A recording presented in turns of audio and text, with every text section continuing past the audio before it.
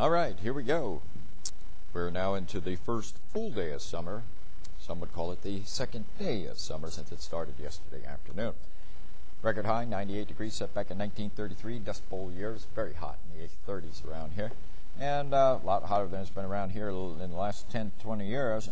38, record low, set back in 1963. Cold enough to produce some frost. Outside, well, most locations are in the 80s. The one spot that's stranger than everyone else around it would be, of course, the Wheeling, Ohio County Airport. And once again, no temperature report at the Washington County Airport. 83 Morgantown, 85 New Martinsville, 83 in Steubenville, and 84 in Cambridge. Winds coming in out of the south and southwest at about 13, 14 miles an hour.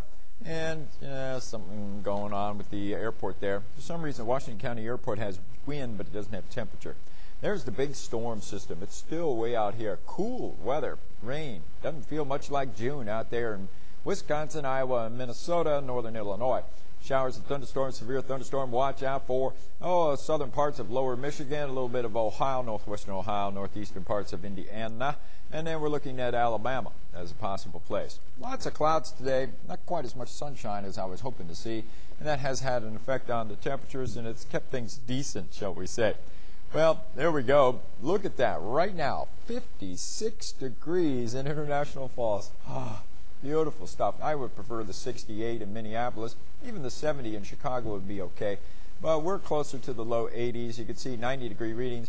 Washington down to Atlanta are cooling off a little bit back here. Now, Texas has been super hot, as you probably know, for the last week to 10 days. Looks like they're finally cooling off a little bit. Bone dry, severe drought, most of Texas into New Mexico, parts of Oklahoma, a little bit of Kansas.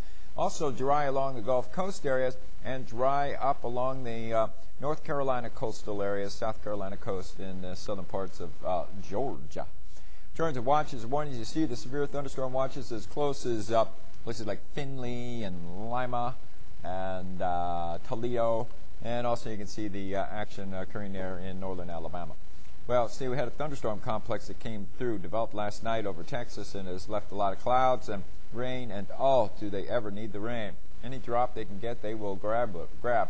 And then meanwhile, the center of rotation of this big low is still sitting up over northern Wisconsin, and it still has a chance where it could produce some severe weather around here later today, even though there's nothing on the radar nearby.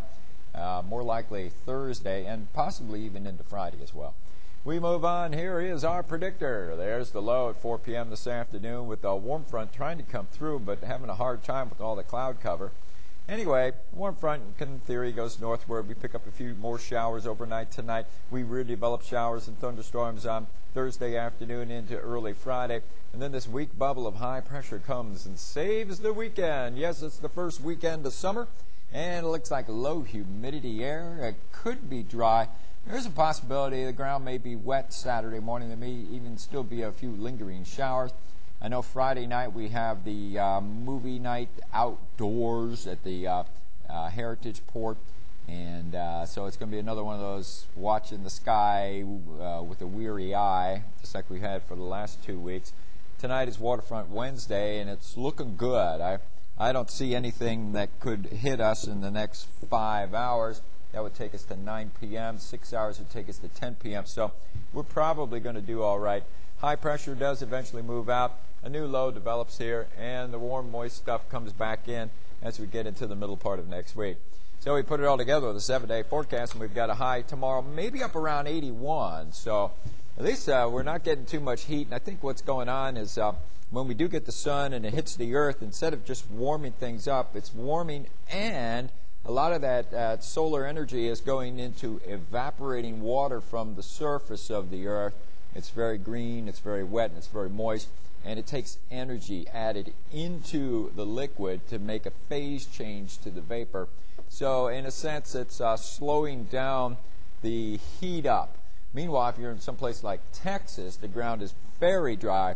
The solar radiation comes and hits the ground, and it almost all goes into heating up the ground, which heats up the air above it, and it gets hot.